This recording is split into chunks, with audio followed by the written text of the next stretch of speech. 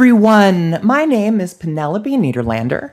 I am a motion designer, and I also do, VFX and illustration and stuff like that. And Maxon has been awesome enough to have me here to do this demo of a project I recently worked on.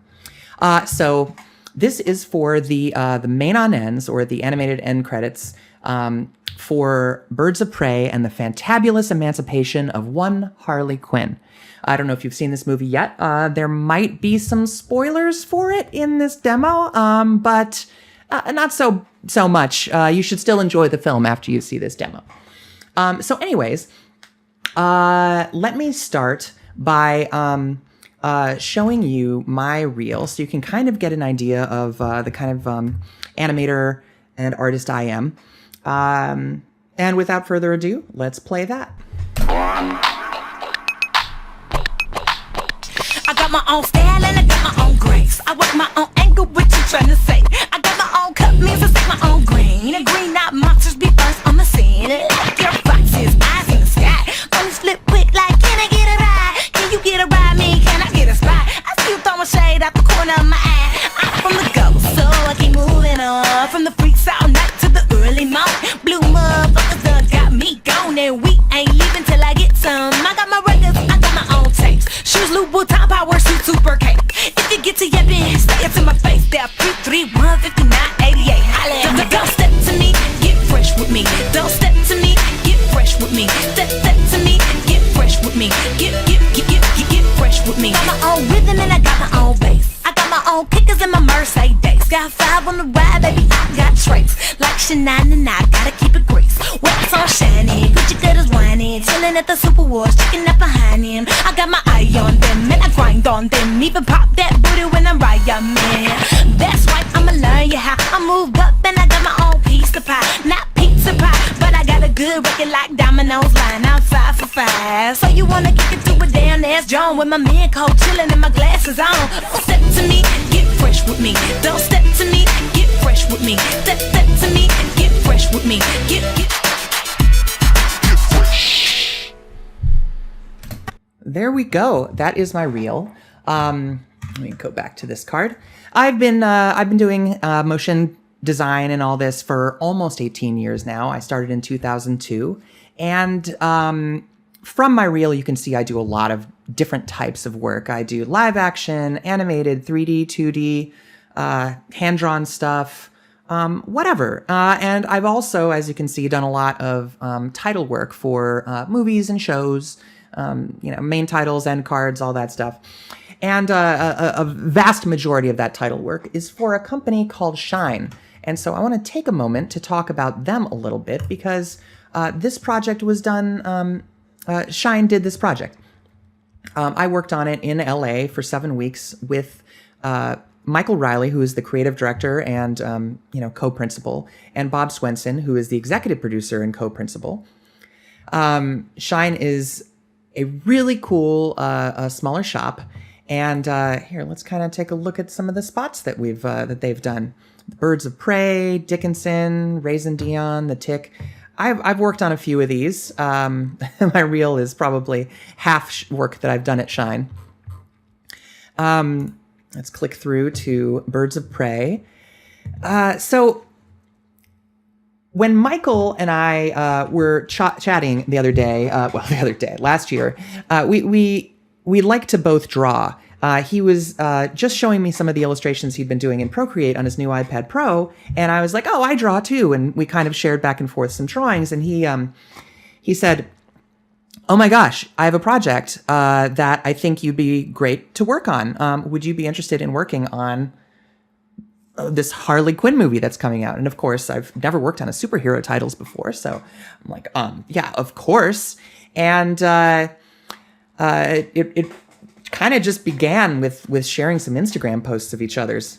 And he let me bring in 2 animators I've worked with before, Amanda Katera, and we'll link to her information later, and Mike Chapman. Also, his information is at the end. I was the lead animator. Michael drew the boards and was the creative director. Amanda was an animator working in After Effects and also doing drawing. And Mike Chapman was a cell animator working in Toon Boom. And, so all around, this project was sort of multidiscipline. We had, After Effects, Cinema 4D, Toon Boom, Procreate, Photoshop, and a pretty small team. It was just the three of us animating, and me, Amanda, and Mike. And we put this together in around 2 months or so, maybe a little bit longer. So without further ado, let's take a look at the actual Birds of Prey main titles. The main on ends. So here we are.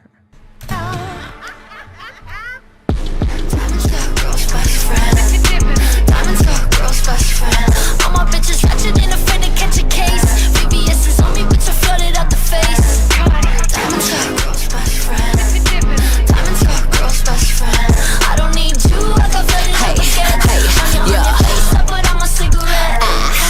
I'm a super shero, bitch, don't try me, ho. Bad like a villain, I pop it and then I reload. All the best things in life come for free, but don't you think that applies to me? I like baguettes, flawless, princess cuts. I'm expensive, reckless, and dangerous. Hey, look at me, boy, you can see I don't need you. I give my respect when I come through with my crew. Broke up with my ex, dumped them in the text. Would wish you the best, but I already left. Date night with my bitches, getting real twisted. Be a fuck boy, give my ass a bunch of kisses. I love me this much, my pear shape on dripped up on blowing on my back. Diamonds got girl's best friend. Diamonds got girl's best friend. All my bitches ratchet and afraid to catch a case. VVS is on me, bitch, I flooded out the face. Diamonds got girl's best friend. Diamonds got girl's best friend. I don't need you, I got flooded out baguettes. On your face, I put on my cigarette. I know how to work a gun, I don't need a range, and I can take a hit, I ain't scared of the pain, and I don't really bang, but I came with the gang, and if you get too close, I might snatch off your chain. Ooh, he want me to be a little more ladylike, come through with my girls and beat your ass on ladies night. Ay, you don't wanna go toe to toe with my pedicure, everyone you know, be like, bro, how you handle her? Diamonds on my new boyfriend, so that mean I will never ever fuck with you again, and I ain't never need him, so it's so easy to leave him, and I be doing me, I ain't never trying to please him. I love me this much, my pear shape on dripped up. And there we go. That is the main on ends. Ooh, I forgot to move to the next card here. All right, you can see that our client was DC Warner. So first things first, we are going to kind of just jump into some of the boards that we were, sorry for that email sound that just came through. All right, so let's pull up Penny, NAB. I think it'd be fun to, now that you've seen the main titles, that you would get a chance to take a look at what some of these boards looked like initially that we worked on. Oh, this did not make it into the cut, but here we go. This is about where it starts for us. Michael drew all of these frames in Procreate on his iPad, and you can see that it's a very sketchy look. It's kind of flat looking. I don't know why this little thing pops up. That's annoying. Oh. It's sketchy. It's bright colors. It's not very many colors per frame, so that each frame has sort of a little bit of a manic look. It's I like to think of this as Harley Quinn's sketchbook. This is her sketchbook that she drew during the movie, or looking at her hangout. See, all of these elements are drawings of pieces of her lair, the booby trap. It's this abandoned fairground where she kind of has her little home base. And so all of these ladies with the legs for hair, and these are all cut out large pictures that are in her in the booby trap. There's a lot of elements that are structural. The red swoopy pieces are structural. A lot of these odd shaped kind of few polygon pieces are big reflective mirror monoliths.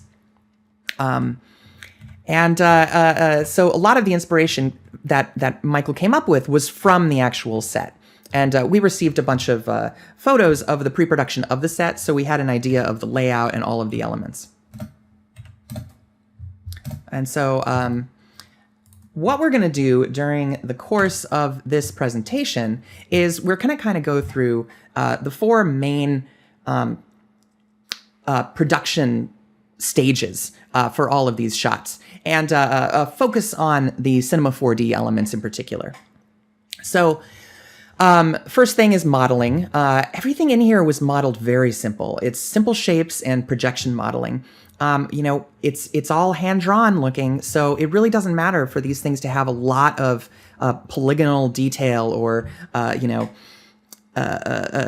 textures that are realistic, and it's just that's not what we're doing here. So I'll show you how we used simple shapes like cubes and spheres and extrusions to create the shapes, and then we will move on to texturing. The texturing, because the majority of these shots are done in After Effects, it's mostly a 2.5D project. So we took some of Michael's boards and redrew the elements and split them up into different layers so that we could have. Let's actually shoot over to the actual main title. So you can see that there are elements like this character right here, for instance. Give me, boy, you can see. This is all drawn in Photoshop, multiple layers split up. This hair was animated by Mike and Toon Boom. These elements were, simple drawn shapes placed in space. Give me, boy, you can. Let's see. Turn down the volume on this. Everything feels flat by design. We want it to look like we're bringing to life the sketchbook, these 2D elements. So the Cinema 4D portion of the project is really just trying to extend and give us a little more leeway to represent shapes and concepts and feelings that we just kind of couldn't pull off in After Effects because it's not a true 3D program. Next, cameras and keyframes. That is basically just how we animated the camera and some of the elements very simply to, extend that storytelling aspect of the project. And lastly, we brought everything into After Effects and used elements that were both created in After Effects and drawn in Photoshop or Procreate or Toon Boom to bring it all together and then treat it with color and glows and texture and warps and stuff to make it feel unified. So without further ado, we are going to jump right into cinema and we're going to talk about modeling. So for modeling, let's start with the actual booby trap set. I'm going to show you what it looks like. This is the set. Let me turn off the camera. This shot is great because it actually has all of the elements of the set in it. Some of the other shots that include the set were just partial elements, but this one brings it all together. So as you can see, it's very simple, a lot of real simple shapes. And I'm going to go over how we modeled these from the previs concept art. I can't show you the concept art because it's not ours. It was contracted for DC Warner. But I did the next best thing, which is, that is the wrong window. Let's go into here, NAB, and fake concept set. So what I did was I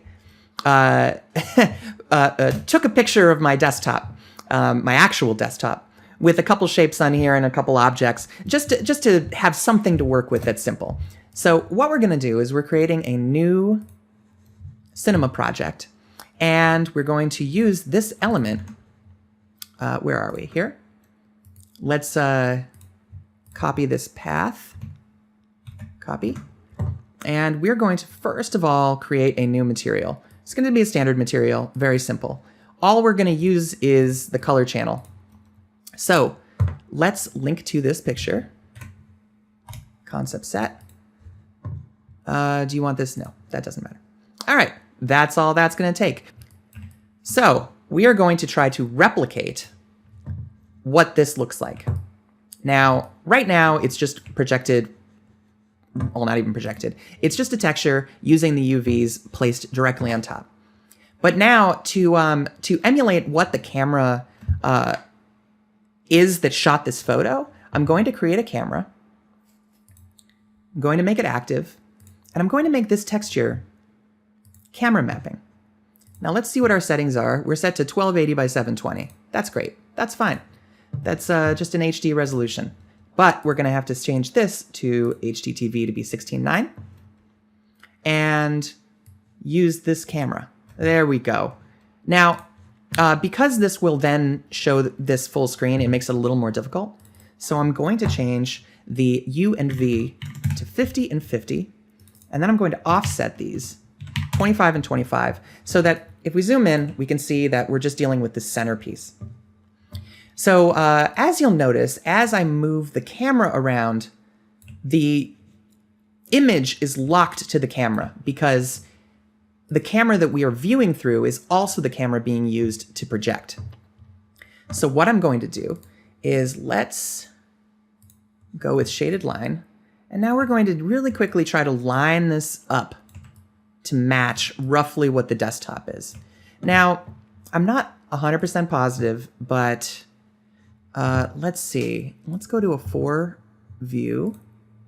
Let's change this to shading like this. We're going to try to make it so that it looks like we're looking down at the picture in this view. So in this case, you'll notice that these elements are square, these coasters. So that's something we're going to want to line up. Now, granted, if you know the information on the focal length of your camera, that's going to make this a lot easier. I don't know what it is because I took this with my iPhone and I just don't know. I think it might be something in this range. I think I found 26 somewhere written. Hey, that looks okay. That looks fine. That looks great.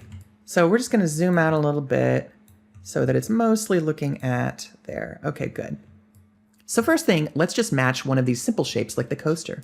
So I'm going to create a cube. And, oh, first of all, let us make a new camera, because with a new camera, we can now move around the scene, and that texture is locked on. So let's take this camera and go down to rigging, and just give it a protection tag. That way we can't move that camera around. So now our ground plane, solid. Great. All right. So this cube looks like if we move this kind of over to where we can get an idea of length. All right, cool. So 75, about 75 to 75, let's call it. And now we can just sort of line up our, our cube to line up with that coaster. That looks pretty good. Let's do another one. Let's take this one. Oh, let's move it along the ground plane by grabbing the green. There we go. And then let's rotate that into place. And you can kind of see it over here. An easy way to make this a little easier for you is to take this same texture and apply it. So now you can see that I apparently did not get the the focal length correct. So we can go back and we can, let's remove this protection tag. Let's say it's not 26. That is so much smaller in the background. Let's just see what happens if we do this. Line it up. All right. Okay. We're getting there. Cool. So if we move this roughly into space, you know what? Honestly, for what we're doing, this is fine. Good enough.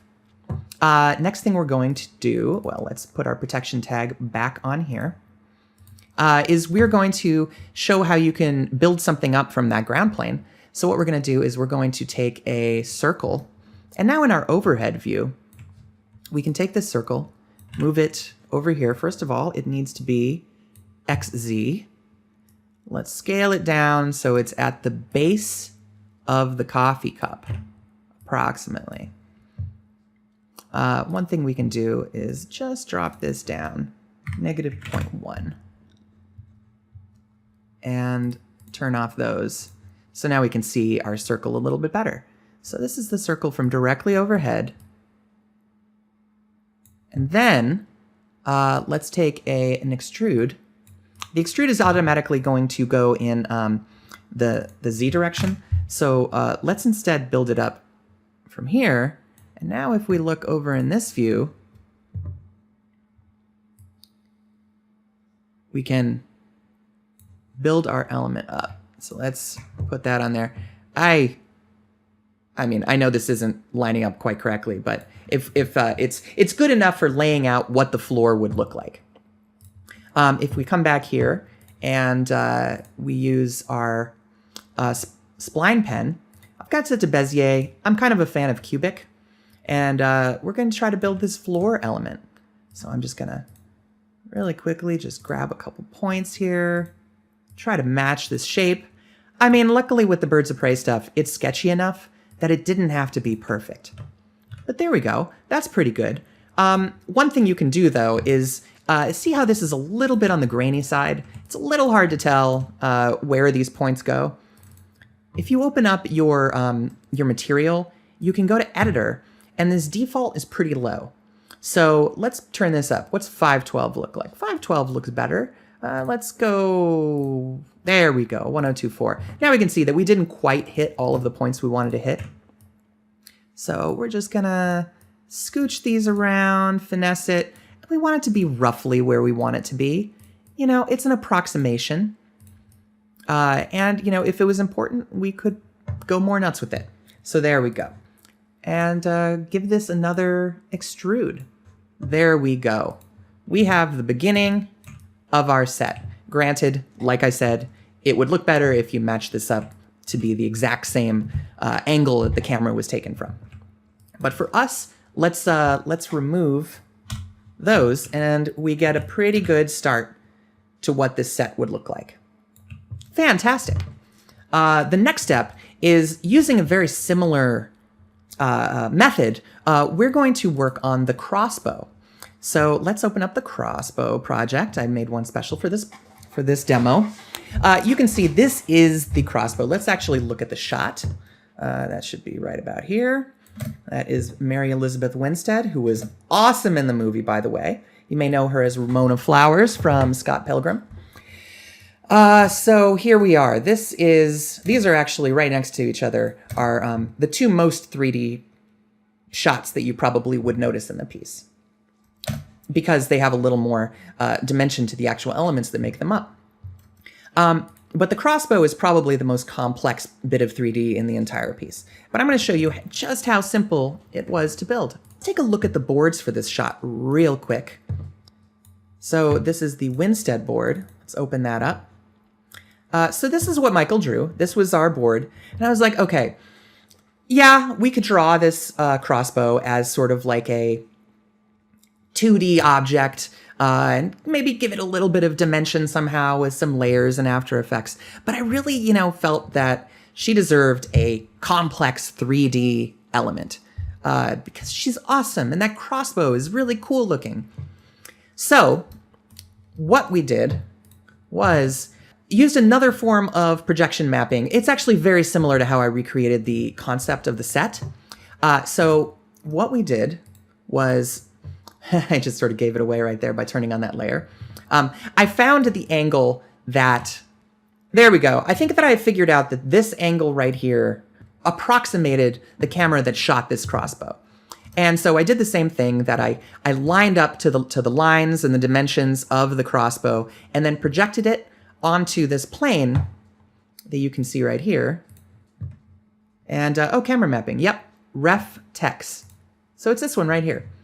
So the next thing is, I really just, it's a fairly simple set of shapes, ultimately, that makes up this crossbow. So I think that I can do this with cubes, right? look at this. It's basically just a long, elongated cube here, a little bit of a wider cube here.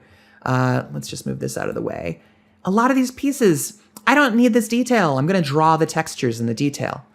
So by just creating this plane and running it along the center YZ axis, there we go. Now we can kind of move around.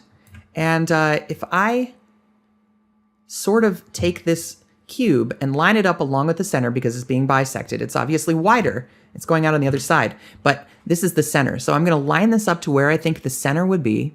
I'm going to go about, all right, that's about how wide it is. If I move it to here and kind of extend it, I can find roughly where it's going to live. Like that looks pretty good. Okay, I'm going to make another cube. I'm going to take this cube, I'm going to make it a little wider. And I'm going to scoot this one to the front. Now, let's take these textures that are projected and add them to the cubes we're working with right now. So this will give us a little bit of a better idea of if we're hitting those marks. So this is looking a little, all right, there we go. That's looking better. It looks like it's a little wider. Cool. And, you know, it's got this sort of beveled edge on the side, this sort of filleted edge. So let's give it a filleted edge. Why not, right? Look at that. That looks like it kind of nails it. And so we're super simply building out this crossbow. So we used cubes for places like that. But then, you know, more complex parts of the model, we would do things like, let's just say, let's take a rectangle. Let's make it YZ. And we're going to build out this handle right here, how I built it. Oh, that's not YZ. XY? Nope. XZ, that's the one. All right. So now what I did for this was I roughly found where it sat, and I can use the side view, which is right here, to line it up approximately like it's taken from a 3/4 view, so it'll have this rounded edge where the bottom is. But if I kind of imagine where the profile points are, I can rough it pretty simply. So another thing I did was let's round it out a little bit. That might be a little too round. I don't know. Also, it's probably a little wider, but that's not bad. All right. What I'm going to do is I'm going to use the loft tool, and I love modeling like this because it's so easy. I'm just going to move this up a little bit more, move it over here. That's great. And I'm just really roughly building out this shape and adjusting the size as I go. And I can work in the multiple views. I can look from the side, which can make it really a little bit easier to, oops, that's the wrong one, to find the contours.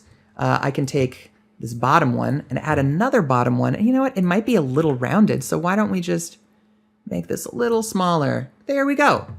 That's it. That's how I made the handle. It's super duper simple. And another method is to use actual extrudes of splines. So for this section right here with the trigger, oh, actually, you know what? Let's just finish this because I did do this. Let's make this a little bigger. Okay. Let's remove the rounding a little bit more. Just subtle. Move this up to here. And a little shorter. Just like that. And then this one is going to be longer right up here. Okay, so there we have a very simply modeled gun. Let's turn off the plane and kind of get a look at what our model is starting to look like.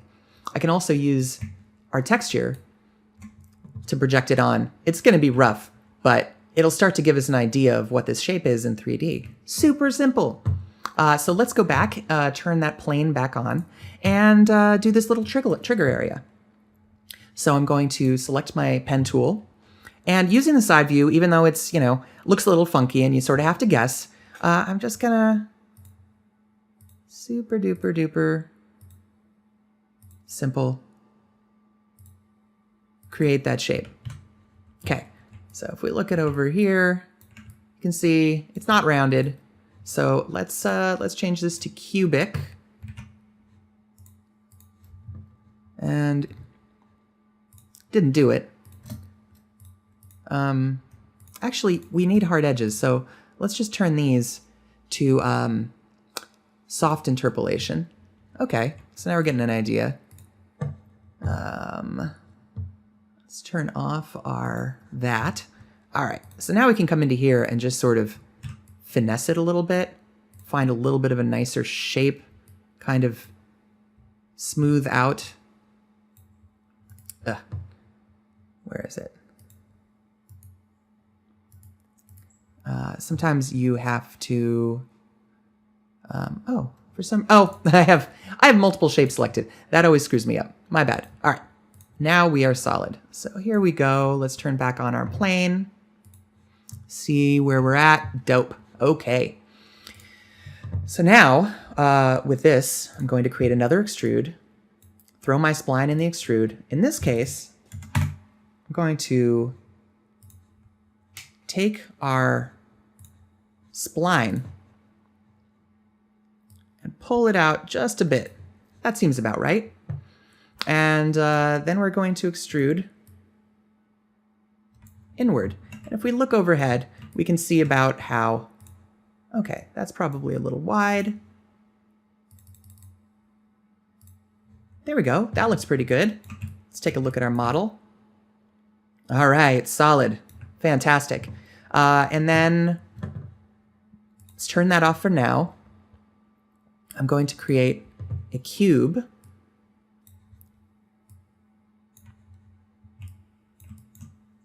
And we're going to cut it out. So here's this cube. Let's make it a little taller to about the height that it needs to be. About the distance it needs to be. Let's make it wider because we'll need it to be wide once we do the fillet. And then we turn the fillet on. Let's crank all the way up there. And so now you can see that we have both, turn the extrude back on, the shape of the outside and the inside. And we can use a Boolean operator to knock it out. The extrude will have to be on top. And there we go. If we move this cube up a little bit, there's, a little bit of creative license in this. But we can also adjust the points to make this feel a little more accurate. There we go. Okay, so let's check out our gun. That is coming together pretty good. Well, it's not a gun, it's a crossbow, but you get the idea. So there we used, a projection onto a plane to match the camera and have a base for what this should look like from the one angle so that we can work as if the gun is lined up with the gun in the photo. Crossbow, not gun. And, from the super simple creating a plain cube and lining it up to the right spot to creating a loft of just a bunch of simple rectangles to give it the rough shape to using a Boolean to knock out an extrude. This really comes together very fast. So we're going to sort of jump around here a little bit. We are going over, let's see, modeling and then texturing, but it makes more sense for us to stay within this model for now. So we're going to talk about texturing of this gun and then go over to some other objects. So for modeling, let's turn off the elements that we created just now. Or sorry, not for modeling, for texturing. And let's go crossbow all static plane. So this is the model without any textures on it that we came up with for the actual shot. You can see a lot of really simple stuff. These are just cubes. This is like how many, what is this, like 12 polygons for this site. This is some more Boolean cutouts. We have a simple sphere for the back. But I want to show you how simple it was to texture elements of this. So one thing that I did was taking this crossbow element, and if I select the bow section and go into my hierarchy and find the bow and turn this off, so we now just have the bowless piece of the crossbow. And if I come into my side view, I can see what this looks like just perfectly from the side. And this is going to be a super lo-fi way to do this. So I am using my snipping tool. This is literally what I did. I'm going to just take a picture of this. I'm going to copy it, go into Photoshop, create new. It will already have my dimensions of my copied snip. And I'm going to paste my crossbow in. And here, now I have a projection-ready backdrop for my piece. In the case of this project, I did scale this up so that I had a nicer resolution to create higher resolution textures. But in the case of this demo, I'm going to keep it just at the resolution it is. I'm going to create a new layer. And this layer is going to be what we paint on. Now, forgive me, I am painting with my mouse, not my Cintiq at the moment, so it's going to be a little rough. But this is going to be an introduction into how we created the textures. So I'm going to backtrack really quickly and just talk a minute about how we sort of developed this sort of hand-drawn flickery look. All of the elements that were in the entire piece, there are 3 individually drawn frames of each image. So if there is a lady with legs for hair, she was drawn 3 times over top of each other so that we had 3 frames to flip between, like a flip book.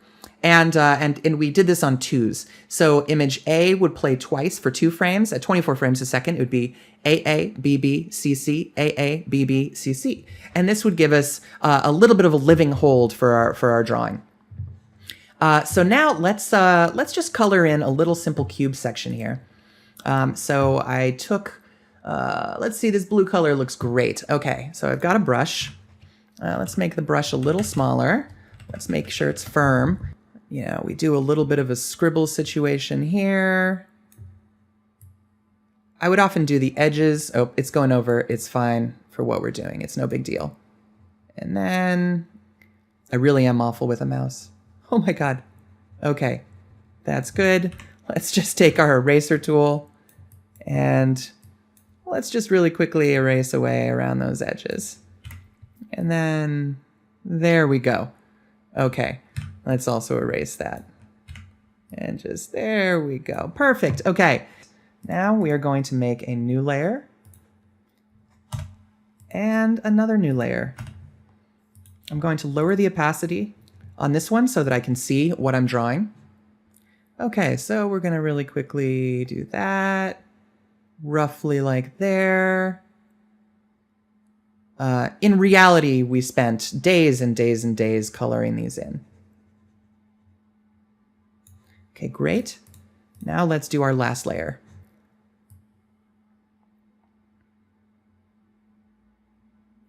And super good, voila.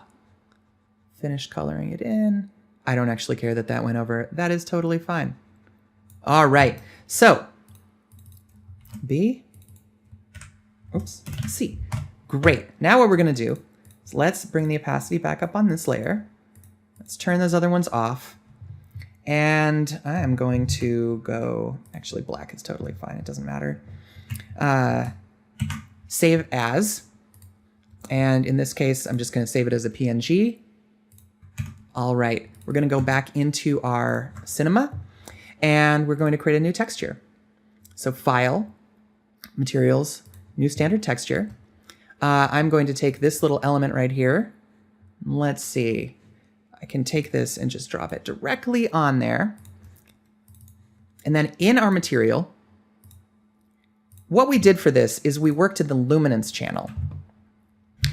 We didn't need shading, we didn't need shadows or ambient occlusion or anything. So we worked in luminance, and I'm going to grab, let's see, into our C4Ds and our text directory. I'm going to find our NAB temp directory and CB01. Okay, so open. I'm going to go into animation and calculate. It knows that there are 1 through 3 total. And I'm going to set this to 12 frames a second. And so right now, this is projecting pretty much the bounds of the shape. So what I can do is go back out to my side view. And if we find the cube, if I set this to flat and then rotate this,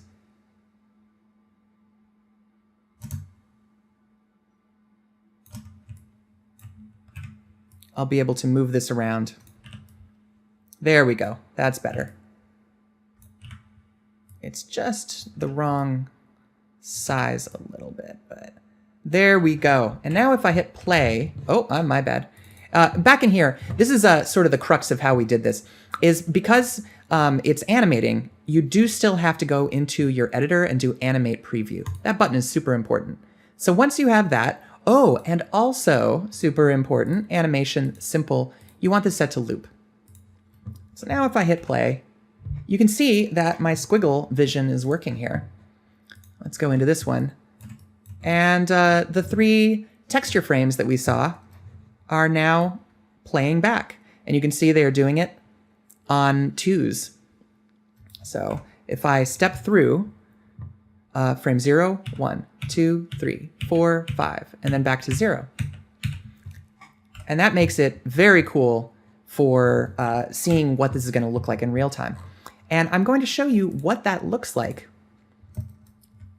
textured as we textured it with the real textures. I play this back, I can really see the shape. And let me turn on the black sphere in the background. That's pretty much the look. Like this is very similar to how it looks when you render it. So let's take it and just render this frame. Boop, pretty good. And then lastly, we gave it animation. Here's the actual camera. And so that's how the crossbow is made. We have covered modeling and texturing. The next thing we want to talk about is cameras and keyframes. So I think a really great shot to talk about cameras and keyframes is this Rosie Perez shot. I love this shot. It's so simple, but I think it's a very cool shot. So if we head over to the player, you can see here what it looks like in real time. And let me pull up the board. So Rosie Perez, I screwed that up. Rosie Perez. The board was this badge, flat and tilted, canted, put in the background.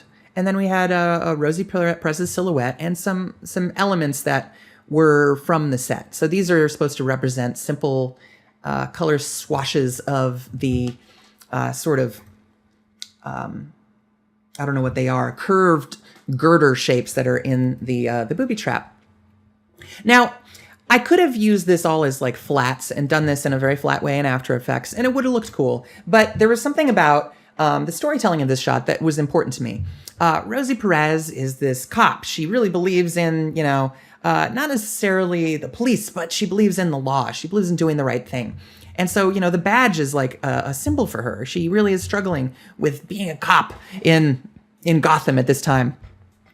And I felt like we could do something really neat with this badge that felt like, that made it feel huge and made her feel like she was, silhouetting this big element that represents her. And then the camera move tells the story of distorting that view. So if we go back into cinema, I'm going to sort of recreate how we did this. This is a sort of classic Vertigo camera move where you change the focal length, you animate the focal length and move the camera at the same time. Sort of counter to each other so that the character stays about the same size, but the world changes around. And on frame 0, the very first frame, I wanted it to look like the board. I wanted it to feel like, oh, this is flat. This is a flat moment, flat set. So I'm going to make a new comp here, a new project. Nope. And really, I'm just going to recreate this, what do you call it? Psych in the back of her that I projected the texture onto. And this is an extremely simple thing. So we can see what it looks like in terms of the geometry. This is just a plane. It's 10 by 10. We don't need these vertical ones, but we're just gonna like really quickly. There we go. Perfect. So we have a lot of the polys are wide, but you know, I'm gonna have to cut this out. All right, so we have a plane, and it's got a lot of resolution to be able to bend it. All I did was throw a bend deformer on here. Going to curve it, turn it to the angle that we want to see it at. I'm going to make it shorter. And there we go. That gives us what we want. So now if I, wrong one. If I bend this up, let's change keep axis length to 90. I have a very, very simple little psych. I could go in and make the geo a little cleaner so these are, you know, one big poly or whatever, but it really doesn't matter for our test, and this is not a lot of polygons to begin with, so this is fine. That's perfect. In fact, let's take this and just move it a little bit farther back. Good. For the sake of understanding how this is built and how this works, I'm going to use a very simple texture. I make a new material. I'm going to use a surface checkerboard. There we go. That looks great. I'm going to take my camera. Now this is going to be my starting position camera. So what I want to do, I'll try to remember to do this correctly. Let's see. Let's start at 50. Let's see, right about there. That's good. I'm going to, with this checkerboard, do this again as a camera mapping. HD. I'm going to assign my camera to it. So if this is our starting point, this looks right. These boxes look like right angles squared to frame. They're a little wide because the texture probably, there we go. Let's just make it a little bit more that they're squares. Perfect. Okay, so now with this in place, and pretend this is the badge, but this will give us some really good feedback. And also, you know what? Let's do this.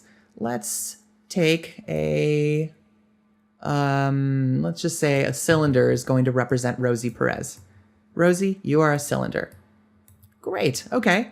Let's make this a little skinnier. There we go.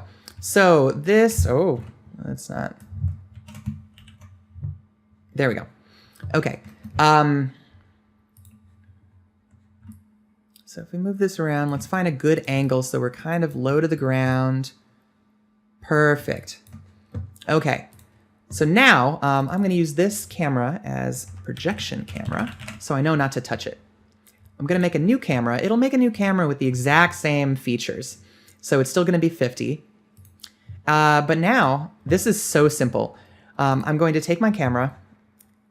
At frame 0, I am going to, using position and rotation, I'm going to make a keyframe. I'm going to go to frame 60, or whatever. Let's go to frame 90 all the way to the end. That's great. And I am going to push in. Cool. But at the same time, I'm going to animate the focal length. So at frame 0, we're at 50. So we are looking straight on as if this texture back here is flat. But at frame 90, I'm going to open it up, make it a lot wider. Let's bring it down to 24. And then zoom in even farther and keyframe. And so now we're getting that vertigo effect. It's stretching out the world and making it feel a little weird and odd. I also like to give the camera a little bit of rotation. I think that's fun. And because when you're shooting in film or really anything, it's very rare that you shoot for the exact time you're shooting. And these eases in and out will not feel very natural. So if we play it, it'll look like, oh, it looks like we're easing out and we're easing in. I don't find that very interesting for this shot, so I'm going to set it to linear. So it feels like once we cut into this shot, we're already moving. All right, fantastic. So another shot that we did something similar in is Hall of Mirrors. We like to motivate what the feeling of these shots are. So in this case, we are creating a sort of world where you don't know what's going on. The intent of a Hall of Mirrors is that there are mirrors and they're reflecting everything and you don't know which way is up and which way is down and which way is in and out. You don't know what's a real wall or a reflection of something else. So in this shot, I felt like the camera really needed to feel off kilter, to make you feel like you weren't sure which direction is up. Plus we were moving from another shot where there was a camera move. So if we bring up our cut, you can see that, there we go. We sort of matched movement a little bit. Not perfectly. It's not an exact one-to-one continuation, but it feels like the world is falling away and now we're rising up and kind of drifting through this other mirrory world. So there we are. I think that pretty much covers cameras and keyframes for now. That is the last element, if I can find it, the last step in the process. And so for that, we're going to really quickly jump into After Effects. I'm going to focus on this shot because this is another 3D shot, but it's also married to a 2D shot. This is Bloody Eye Girl. The first of the two shots that marry together is in After Effects, and it transitions into 3D and Cinema 4D. A little about this shot. This was animated by Amanda Gutera, and the blood dripping was cell animation by Mike Chapman. Very cool. It's a little bloody eye loop. And she animated the woman with the puppet tool in After Effects. In moving into this 3D shot, it was really important to try to marry these two together. Now, the camera move, the cut is a little not fluid, but that's by design. Like, we really wanted it to feel jarring, like a sudden pop out of that shot into this other world. Like, we have a little bit of a camera shake that motivates it. You can see that there's a little bit of distortion when we move really fast. So the world kind of goes woo, a little bubbly for a second. And all of this is to flatten out the 3D shot and to give a little bit more of a continuous feel between these two shots. So if we head back into After Effects, we can see what this looks like. I'm going to play just the cinema part of the shot. So this is, again, using several pieces of the set. We see a little bit of the House of Mirrors on the left. We see a couple flats of characters. This animation of the blue hair girl with the bloody eyeball, that is just the After Effects project character rendered out and thrown onto a plane. So, you know, it's very much this and, if that makes sense. Okay, here we go. So this is the shot, just playing right out of Cinema 4D. You can see that we don't have any of the distortion. We don't have that sort of blobby lens thing happening. But I want to talk about all the different elements that we do put on these shots. For moves like this, I will animate a CC lens to give it that sort of warp push feel. You can see how it distorts if I turn this on and off and then go a little bit more into the actual move. It really distorts it. And it's just a fake lens feel. It kind of spherifies the lens a bit. It's CC lens. It comes with After Effects. It's a great little plugin. And then also we have this element of turbulent displace. Something that we were doing in this entire project was we needed to streamline the process as much as possible. So when we have a character or a set, these elements, like, they already are squiggly. They're squiggly drawn. They're just 3 frames looping no matter what element it is. But if you were to sit on that frame with it doing that, you would see the pattern of the 3 frames going 2 frames, 2 frames, 2 frames, 2 frames, 2 frames, 2 frames. And so we added this animated turbulent displace, where the evolution is being animated by an expression. It's just time times 300. So I'm going to turn on a shape layer here so you can kind of see. I have another shape layer on top. And this is just going to kind of run through how we treated everything from 2D to 3D.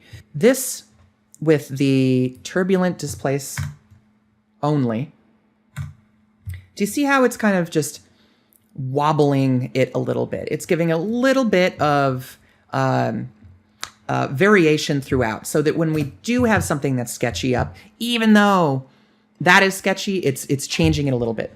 And then if we add the CC lens, you can see that it, in the best of times, will give a little bit of a curvature to it, no matter if it's a 2D or 3D. And then we also have a turbulent noise.